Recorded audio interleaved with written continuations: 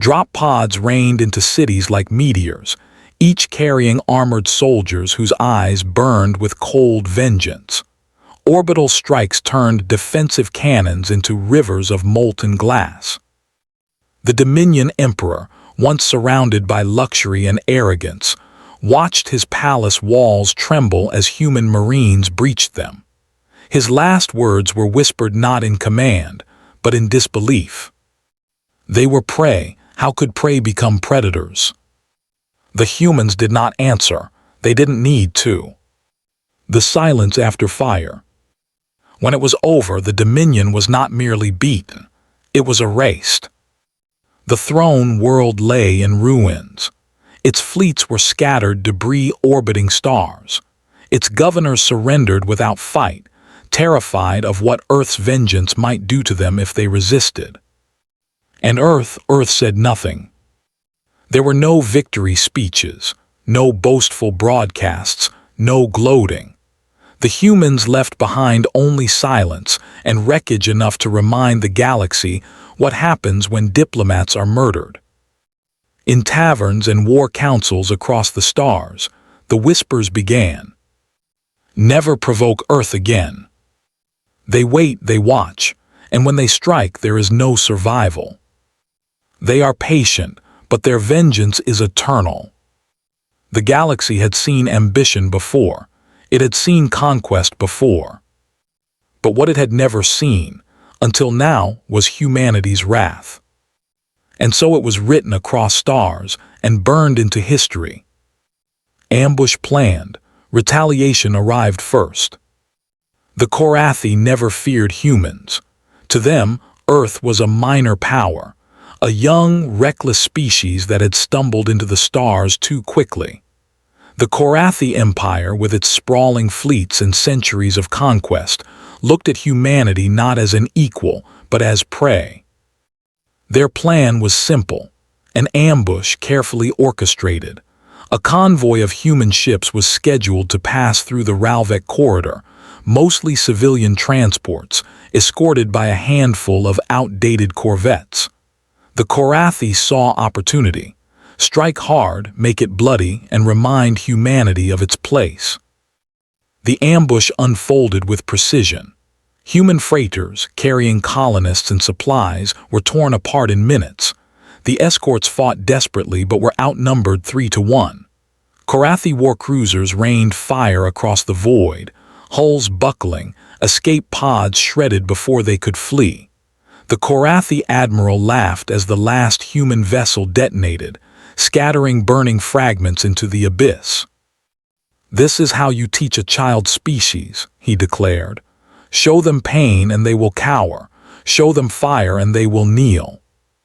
The fleet's soldiers cheered, recording the slaughter to be broadcast across conquered worlds. Humanity would learn what it meant to be humbled by the Empire's might. But arrogance is the root of downfall, and in that hour of triumph, none of the Korathi understood the truth. Humanity had been expecting them. The Feast of Pride. The Korathi fleet lingered, savoring victory. Wreckage drifted like broken bones, human corpses suspended in the void. To the conquerors it was art, a message of dominance etched across the stars. They gathered in their command halls, trading boasts. "Earth's colonies will collapse once word spreads," one captain sneered. "Their trade routes are fragile, their people weak. One blow is enough to bring them crawling." Another chimed in with venom. "Do you remember the humans' so-called diplomacy at Vera Prime? Always talking of peace, of coexistence. I wonder if they will sing the same song now, when their children's blood stains the void." The admiral himself leaned back on his throne-like command chair, basking in the adoration of his officers. "Do not worry about retaliation. Humans are a species of hesitation. They debate, they vote, they wait. By the time their response comes, if it ever does, we will be gone." They toasted victory, drinking deep of their illusions. To them, humanity's silence was weakness. To them, the absence of immediate response meant fear. But humanity was not silent. Humanity was listening, and humanity was preparing. The gathering storm.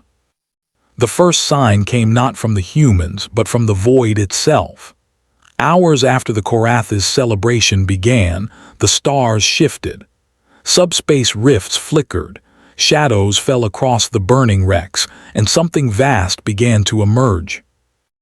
At first the Korathi dismissed it. A distortion, a sensor glitch, nothing to fear. But then the distortions multiplied, expanding across the system like cracks in glass. One after another, signatures flared, dozens, then hundreds. Ships, colossal ships, sliding into real space with terrifying silence. Human dreadnoughts. They were not the fragile escorts the Korathi had mocked. These were vessels the Empire had only heard of in whispers, city-sized leviathans clad in armor so dark it swallowed light, their weapon arrays glowing like the eyes of gods. The Korathi bridge crews froze. One officer's voice cracked as he whispered, This was not possible. They could not have mobilized so quickly."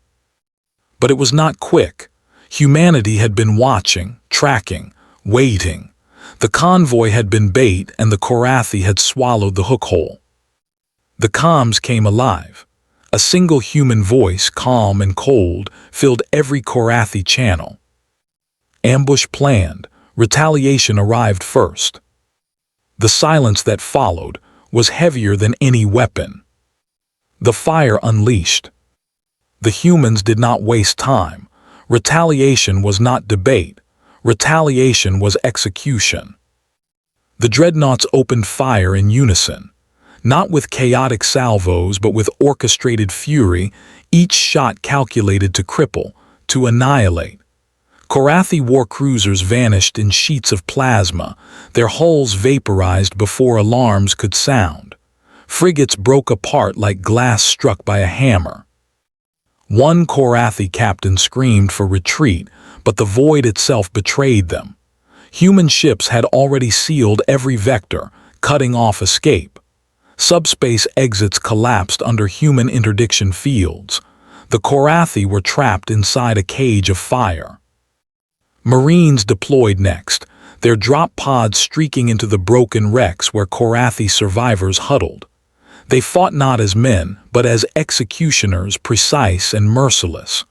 One Korathi officer, before being cut down, gasped, You planned this from the start." Yes, humanity had planned it, because humanity never forgot its dead. The admiral who had laughed over slaughter now stared at his burning fleet, his arrogance crumbling. His last order was a desperate scream, "Fight to the last," but his voice was drowned out by the thunder of human vengeance. The wrath of Earth. For hours the void was fire. The scale was biblical. Human dreadnoughts moved like black mountains across the battlefield, erasing entire squadrons with a single volley. Korathi reinforcements tried to enter the system, only to be annihilated before they could form a line. Humanity's retaliation was not simply destruction, it was domination. Every Korathi stronghold in the sector lit up in flames.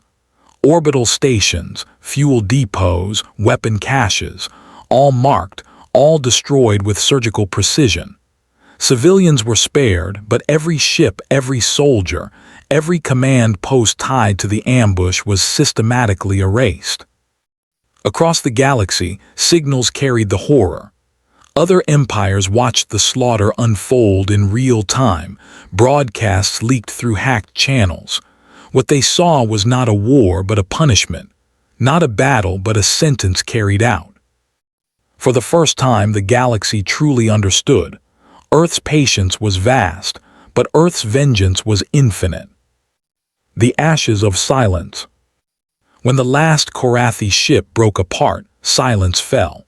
The battlefield was no longer a battlefield but a graveyard. Wrecks drifted endlessly, glowing embers against the dark.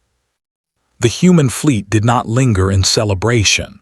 There were no cheers, no boasts, no revelry. Their silence was colder than the Korath's screams. They had come for retribution, and having delivered it, they vanished as suddenly as they had arrived, slipping back into the void. The survivors, the few Korathi who had managed to eject, floating among the ruins, could only stare at the emptiness where the human fleet had been. Some wept, some prayed, but all whispered the same words, carried like a curse across the empire. Never provoke Earth again. The lesson etched in stars. In the years that followed, the ambush at the Ralvik corridor became legend. The Korathi Empire, once proud and unshaken, spoke of it only in hushed tones.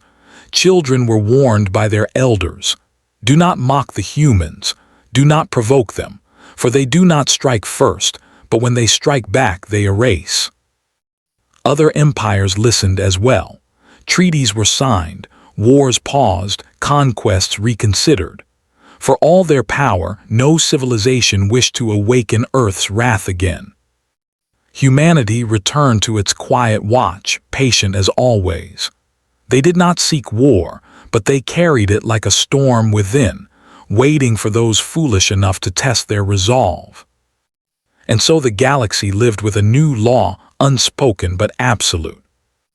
Humanity may forgive, but humanity never forgets, and their vengeance arrives first.